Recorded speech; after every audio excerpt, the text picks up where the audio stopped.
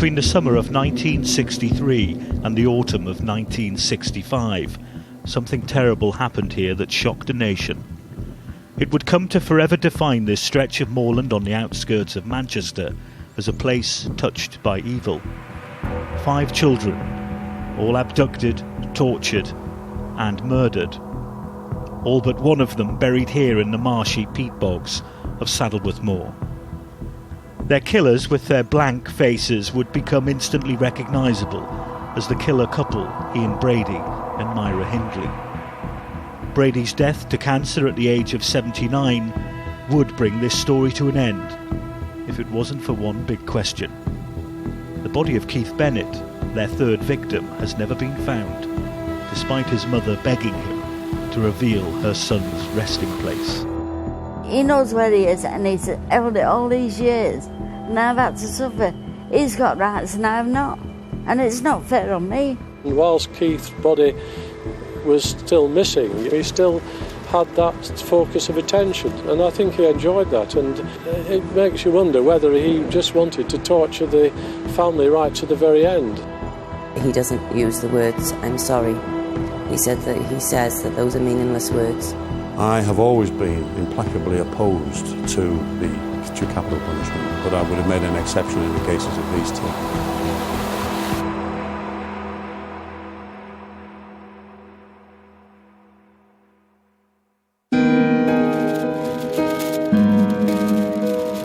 The morning after the death of Britain's most notorious criminal, and a single bouquet of fresh flowers is placed near to a shrine devoted to Keith Bennett on Saddleworth Moor. Keith was just 12 years old when he was abducted and murdered by Hindley and Brady. His body buried somewhere here, although it's never been found. I've covered the story of the Moors murders for 15 years.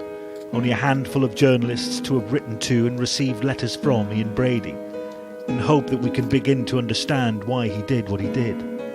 But the truth is, he's much of a mystery in death, as he was in life. Ian Brady now takes to his grave the truth about Keith Bennett's whereabouts. The serial killer had always hinted that he had not forgotten where he'd buried the little boy. It was a dark, murderous secret, and it has taunted the families of his victims ever since. Keith Bennett's mother, Winnie, never gave up hope that she would one day find her son. In her last interview with me, she begged Brady to reveal Keith's final resting place. Give me a chance to get my lad back before anything happens to me, because I want him buried before even Brady dies, to let him know that he's the one that's got the main key, and he can give it me, or the police, or the press, and they can tell the police and go and search for him. Winnie died in 2012, not knowing where her son was buried.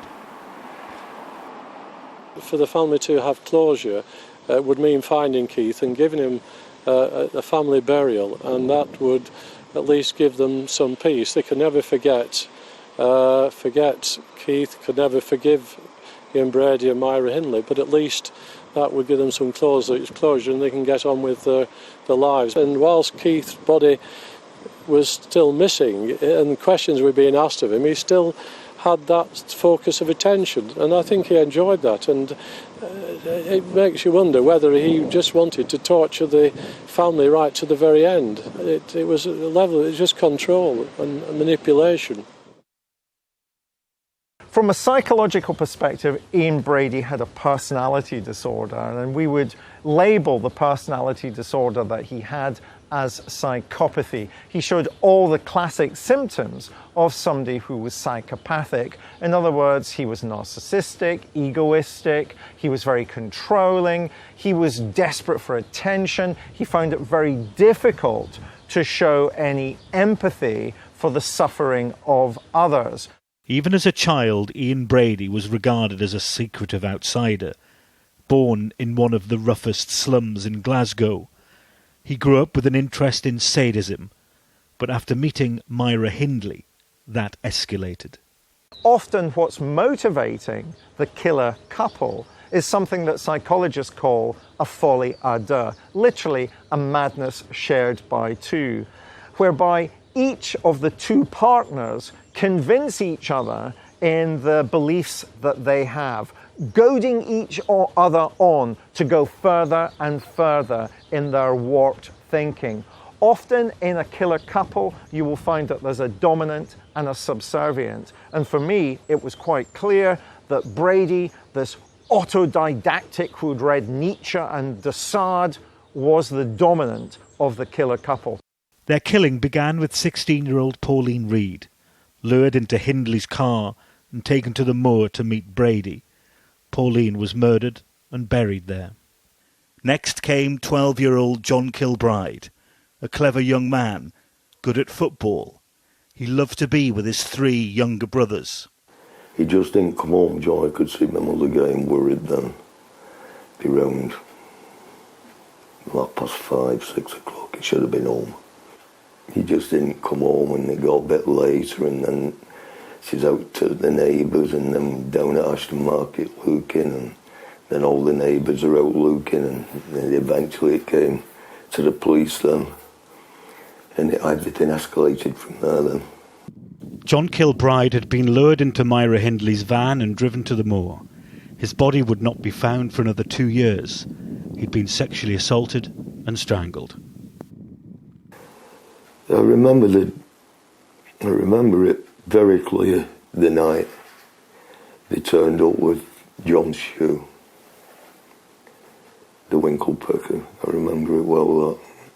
And they heard the scream downstairs, and it was my dad, that. The scream, not my mum. My mum she was in a daze. It was horrible. It was horrible, you know.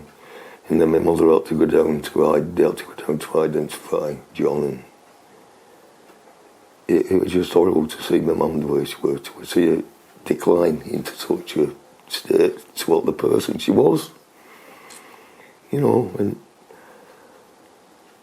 she never came out of it, ever came out of that.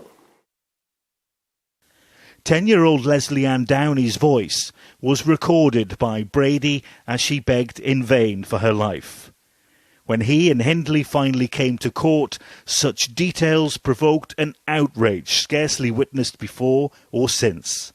They were the first ones, really, to escape capital punishment. After the abolition of it in the mid-60s, theirs was the first trial after that where it wasn't available to the judge. I have always been implacably opposed to capital punishment, but I would have made an exception in the cases of these two. More than 20 years after their conviction, Brady and Hindley were escorted back to Saddleworth Moor, where Pauline Reed's remains were found. In Ashworth Psychiatric Hospital on Merseyside, Brady spent many years on hunger strike, but being force-fed by staff. In 2013, he argued before a mental health tribunal that he wasn't mentally ill and should be allowed to starve himself to death. He failed in his bid. It was claimed that Ian Brady would one day reveal the location of Keith Bennett's body. Those who knew him well are sceptical. I think so far as trying to locate Keith Bennett's body, whatever he knew about the situation and the possible location would have been sorted out in the 1980s. I do feel very, very sorry for the family, and indeed I've had situations where I've been on the other side in a similar situation to relatives of victims whose bodies haven't been found, and the anguish is considerable, but that doesn't mean that in this particular case he had the answer.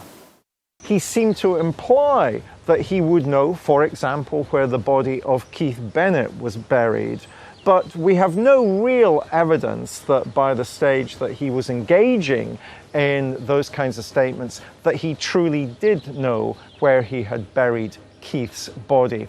But again, this formed part of his narcissistic personality disorder, whereby he craved attention, and by implying that he knew where Keith's body was, he got that attention. It is the end of a dark chapter in British criminal history. There is still hope that somewhere in this remote place lies the body of Keith Bennett, and that one day he will be found. Nick Martin, Sky News.